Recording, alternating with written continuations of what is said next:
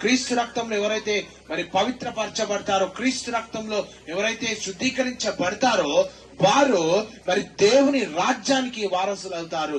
క్రీస్తు కొరకు ఎవరైతే బ్రతుకుతారో, క్రీస్తు కొరకు ఎవరైతే భయభక్తులు కలిగి జీవిస్తారో, క్రీస్తు నిమిత్తం ఎవరైతే ఈ భూమి మీద మరి ఆయన రక్షకుడుగా, స్వంత రక్షకుడుగా అంగీకరించి పాప క్షమాపణ పొందుకొని క్రీస్తు కొరకు ఎవరైతే బ్రతుకుతారో వారు నిరంతరము నిలుస్తారంట. ఇక్కడ వాక్యం చూస్తుంటే వాడు ఎల్లప్పుడూ జీవించును, మరియు నేనిచ్చు ఆహారము లోకమునకు జీవము కొరకైన నా శరీరము అని మీతో నిశ్చయంగా చెప్తున్నానని దేవుని యొక్క వాక్యం సెలవిస్తుంది. ఈ యొక్క గ్రంథం 53:5 ఈ వాక్యం ఇక్కడ రాయబడినటువంటి ఏంటంటే, మన అతిక్రమ క్రియలను బట్టి అతడు గాయపరచబడెను. ఎవరి క్రియలను బట్టి?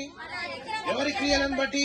మన అతిక్రమ క్రియలను బట్టి, మనం చేసే తప్పులను బట్టి, మనం చేసే పొరపాట్లను బట్టి, మనం చేసే పాప క్రియలను బట్టి, మనం చేసే దుర్మార్గ క్రియలను బట్టి, మనం చేసే చెడు పనులను బట్టి మనకు రావాల్సినటువంటి నింద ప్రభు అయినటువంటి యేసు క్రీస్తు మీద పడడము లేఖన భాగాల్లో నుండి మనం నేర్చుకుంటున్నాం. బైబిల్ వర్ణిస్తుంది ఏంటంటే, మరి ఆయన అతిక్రమ క్రియలను బట్టి అతడు గాయపరచబడెను. మనకు దోషములను బట్టి, ఎవరి దోషములను బట్టి? మన దోషములను బట్టి. దేవుడు నీ కొరకు మరణిస్తే, క్రీస్తు నీ కొరకు మరణించి సమాధి చేయబడి 3వ రోజున తిరిగి లేచాడని లేఖన భాగాలు చెప్తున్నారు. వాళ్ళంతా కూడా సార్వత్రిక సంఘం అందరూ కూడా ఈరోజు క్రీస్తు పునరుత్థానాన్ని నమ్ముతున్నాం, క్రీస్తు మరణాన్ని నమ్ముతున్నాం, క్రీస్తు జననాన్ని నమ్ముతున్నాం. లేఖన భాగాలు చెప్తా ఉంటున్నాయి ఏంటంటే, మన అతిక్రమ క్రియలను బట్టి అతడు గాయపరచబడెను. మనకు రావాల్సినటువంటి శిక్ష క్రీస్తు మీద పడిందంట.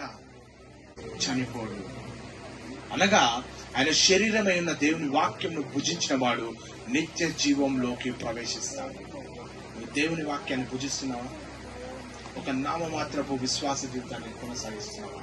నేను ఇస్తున్న మీకు ప్రశ్న, నువ్వు దేవుని వాక్యాన్ని భుజిస్తున్నావా, లేకపోతే నామమాత్రమైనటువంటి విశ్వాస జీవితంలో నువ్వు కొనసాగుతున్నావా? 2024 సంవత్సరాల క్రితం ఆయన మన కొరకు ప్రాణత్యాగం చేసి రక్షణ భాగ్యాన్ని అనుగ్రహించాడు. ఆ రక్షణ సువార్త నీకు అందించబడింది. అయినా ఎవరి కొరకు? నిత్య జీవానికి పోవాలనే ఆలోచన నీకుందా? 2024 సంవత్సరం పరమును విడిచి క్రీస్తు మన కొరకు ఈ భూమి మీద జన్మించి, లేఖనాల ప్రకారం ప్రతి లేఖనం కూడా నెరవేర్చబడి క్రీస్తు మన కొరకు ప్రాణ త్యాగం చేస్తే, ఆ ప్రాణ త్యాగం ఈరోజు సార్వత్రిక సంఘంలో వ్యర్థమైపోతుందేమో. వాక్యాన్ని సాత్వికంతో అంగీకరించకుండా